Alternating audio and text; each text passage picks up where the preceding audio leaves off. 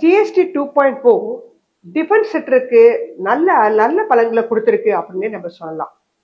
என்னென்ன பலன்களை கொடுத்திருக்கு அப்படின்னு பாத்தீங்கன்னா, ஃபர்ஸ்ட் ட்ரோன் இண்டஸ்ட்ரி. அதுல 18 to 28% இருந்ததை இப்ப 5% மாத்திருக்காங்க. அதே மாதிரி மிலிட்ரி ஏர்கிராஃப்ட் அண்ட் காம்போனன்ட்ஸ் எல்லாம் இப்ப 0 ஜிஎஸ்டி. ஆர்மர்ட் வெஹிக்கிள் ஜிஎஸ்டி 12%ல இருந்து 5% குறைச்சிருக்கிறாங்க. Missile and air defence system exemption வாங்கியிருக்காங்க ஜிஎஸ்டில இருந்து.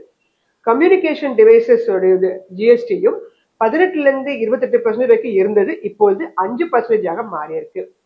அதனால இதுல இருக்கக்கூடிய மிக முக்கியமான சில கம்பெனிகளாக இருக்கக்கூடிய இந்துஸ்தான் ஏரோநாட்டிக்ஸ் லிமிடெட், இவங்க மிலிட்ரி ஏர்கிராஃப்ட்ல வராங்க. Idea forge leading drone player, Gentech anti drone systems, BEML transport system for army, Bharat electronics defence electronics manufacturers, Bharat dynamics missile manufacturers.